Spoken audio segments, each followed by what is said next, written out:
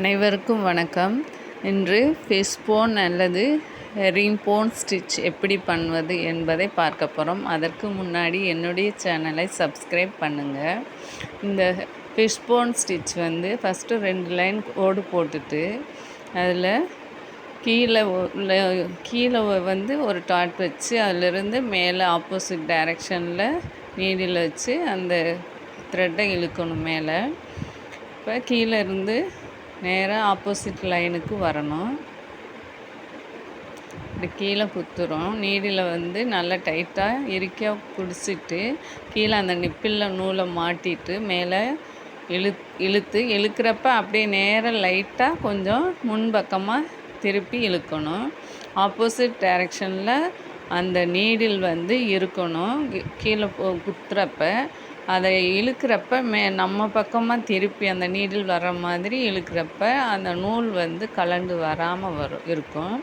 இப்போ இதுக்கு நேராக ஆப்போசிட் டைரெக்ஷனில் குத்திட்டு அதில் கீழே பேக் ஸ்டிச் போடுறோம். பின்னாடி ஒரு குட்டி செயின் போட்டுட்டு அதுக்கடுத்து முன்னாடி ஒரு சின்ன செயின் ஸ்டிச் போட்டுட்டு அதுக்கு அடுத்து நேராக ஆப்போசிட்டில் கீழே குத்துறோம். கீழே நீடில் வச்சு இன்சர்ட் பண்ணி கீழே குத்திட்டு அதுக்கடுத்து மேலே இழுத்து பேக் ஸ்டிச் போடுறோம். சின்ன குட்டி செயின்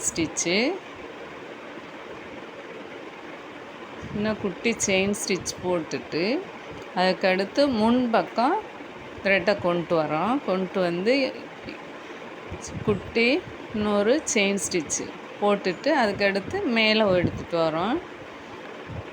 எடுத்துகிட்டு பேக் ஸ்டிச் குட்டியாக செயின் ஸ்டிச் போட்டுட்டு அதுக்கடுத்து முன்பக்கமாக ஒரு லாங் செயின் ஸ்டிச் போட்டுட்டு அதுக்கடுத்து கீழே குத்துறோம். இதுதான் ஃபிஷ்போன் ஸ்டிச்சு அல்லது ஹெரிங்போன் ஸ்டிச்சு. இதை நம்ம பட்டன் கோல் எல்லாத்துக்கும் இந்த இதை யூஸ் பண்ணிக்கிடலாம். இந்த ஸ்டிச் நிறையா லீஃப் அந்த மாதிரி ஸ்டிச்சுக்கு யூஸ் பண்ணிக்கிடலாம். ஒரே ஒரு இதுதான். ஃபஸ்ட்டு இந்த மாதிரி செயின் ஸ்டிச் போட்டு அப்படியே கீழே குத்துறோம்.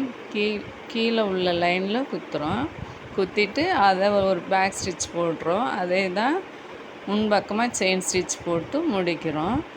கடைசியாக முடிக்கிறப்ப எண்ட் நாட் போட்டு முடிக்கணும். இதுதான் ஹெரிங்போன் ஸ்டிச் அல்லது ஃபிஷ்போன் ஸ்டிச். இது சில்க் த்ரெட்டில் போட்டிருக்கோம். நீங்கள் போட்டு பாருங்கள். சில்க் த்ரெட்டில் சூப்பராக போடலாம். போட்டு பழகுங்க.